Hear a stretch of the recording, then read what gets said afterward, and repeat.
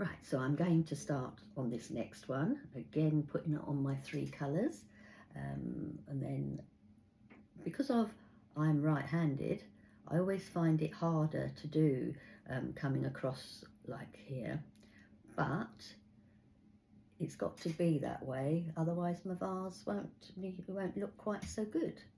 And you know, and I'll put a few more little bits of different colours on there, and I've got to try, and I don't want it to be the same as further up, but I want it to be looser and not such a big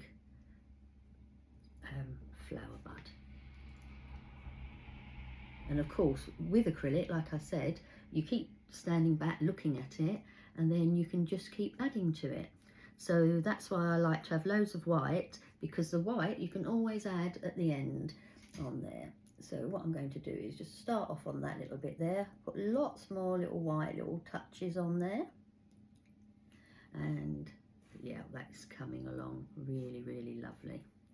I mean, I got drenched earlier on outside, so I thought, right, come in here, warm up, do a little bit of painting, and then that will be right. So now I'm going to put that in front so you can actually see the build up of the shape going round.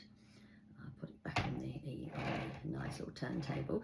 So see how easy it is with the turntable. So now I'm ready to do the next one. So this one, for me, I'm going to do it across and a swirl round to give it a little bit more movement, which, there we go. I do it darker first of all, and then because I want to get it coming downwards, because the more I do on this bit, the easier it'll be to do on my section down at the bottom. So here we go. And I always find with the wisteria, it's better to do faster little strokes, because if I do it too slow, I don't get the actual movement in the actual petals, where doing it like this makes it much easier. Perfect on there. Right, and I just need to turn it round slightly because I need to just do a little dark bit on the little ends there. Lovely, I'm happy with that, very happy with that. And a little bit more dark on the little sections there. Lovely. All right, so again, show you how that is on there. So now it's going to be spin it round again, so I know it's got to be about here. Now this one's going to be a larger one because I want it to be very noticeable, this one, very noticeable, because it's coming across the bottom. So it's going to be really nice. And I might even put some bumblebees on this one. When it's all dry, I'll come across with some bumblebees, because everybody likes a bee, and the natural way of doing them. Yes, that is coming along really, really well. If you start doing anything like this, then you're not happy with your colours, like I said, always have your white ready, and then you can just, you know, flick across with the white bits, and that makes it calm it down a little bit. But it doesn't have to be the colours of the real flowers, because this is your art, this is your way of showing you and expressing yourself. And how boring would it be if we were all the same and we all wanted to paint like a photo? And as you can see, mine will never ever be the same, because of that is the whole part of expressing yourself.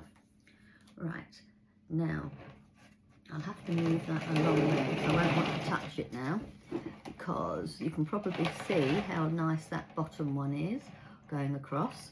So now I'm going to just do one more on this section here, and then I'll have to re-look at it all and see that I'm happy with it, and then I will have to let it dry. But first of all, before I let it dry, I'll have to put more colours on if needed on there. Hopefully you're finding it very therapeutic. I mean, it's so easy to just lose yourself in painting, which is the whole point of relaxation. And it hasn't got to be a Rembrandt, it hasn't got to be a Monet, it has to be whatever you want it to be. And fill your house up with all bits you like, you know, and then you can look back and think, I did that. And when your kids come round and you just say you're going to be so lucky, you're going to leave them all your bits of art. Not that they'll want them, of course, but, you know, it's just fun making them think that they've got to try and get rid of them all eventually, you know, which I take quite pleasure in, you know, so they all know they're going to have millions of paintings. Mind you, they'll all want the glass because of, you know, they look quite striking to have on a unit. You know, you haven't got to use these items, but it just looks really, really attractive, really attractive. Well, so far so good. I'm still layering lots of little layering bits in, and you'll probably realise my bottom section here is a lot more colour in it because it's important. There we go, because this is one of the bits where your eyes will go to because of the wideness of the bottom of the base. Yeah, I'm really happy with that.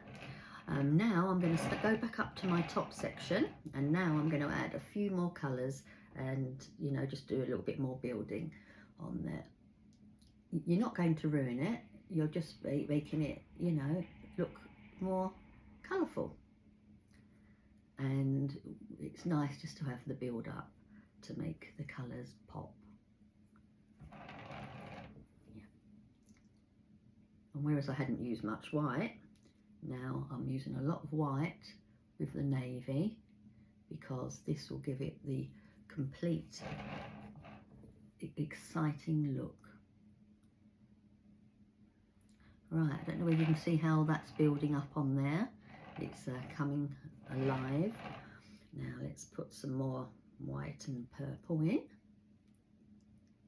Doesn't matter if it's blobby, you know, because as you know, it's all going to dry, and then you have your special spray to go over it, which I do suggest buying a decent one, not sort of cheap ones, you know, because of you want it to last, and then it means it can still be washed in the sink. Of course, no dishwasher or anything, but shouldn't need to be washed very often, but it gives you that little look. Right, I'm coming up to the next section, and I'm very happy with how this is going.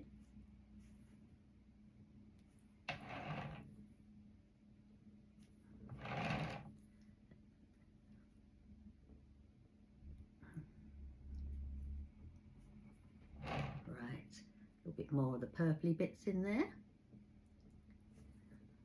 Right. Hopefully it's given you all an incentive to show that anybody can actually do things like this, you know, and it looks very attractive and something to be proud of once you've done it. There, I'm only going to just fill up this little one a little bit because there's not much pinky bits on there, so I like to put a little bit like purpley colour in there. And this is where we say to ourselves, we don't overkill it. If you don't want to put too much on, because then, you know, you won't see much of the glass through it, and part of the effect is seeing the glass. Right, less is more, so I'm going to only do a couple more bits on here because I don't want to ruin all the hard work I've done by being overzealous and just putting extras in. Because I do love putting a little bit of white on, but I don't want to spoil it. Right, so as you can see, I've got all this left on here. So what I'm going to do now is leave that there so you can see how that is really coming on nice, but I'm not going to touch it till it's all dried. But because I've got so much paint left, I'm now going to do on the little ball.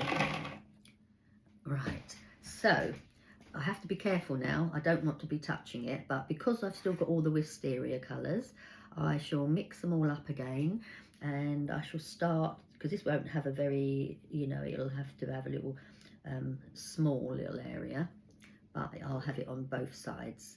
So here we go. Started off dark at the top, and I'm working my way down to the lighter colours, but again, there we go. Keep bringing in the shape, like a little twisty shape as you do it, and we'll flick it around a little bit, so I want it all round there. So again, I need lots and lots of the petals in the different colours, so every single little stroke now will be a petal of a different colour to build it. And these colours look absolutely beautiful, absolutely lovely colours on here. So what I'm doing is flicking it all round, because I want to be able to do another adjoining one in a moment. So what I'll do is a little bit of the dark, because of the dark needs to be lots of little ones on there. There we go. A bit more of the dark. Lovely. And we want to do a little flicks around to make it look like a plant. And now, of course, the hardest bit now is deciding on whereabouts, which I would do is just literally come straight round and do the same but this way round, because I find it easier to paint that way. So what I'll do is I'll start off with a blobby bit there in the white, because then I know my shape, and you've got to make sure you don't touch the other side. So there we go. And we're going to now do the little tiny little sections. And as I'm probably boring you, I better close it off and then come back on again.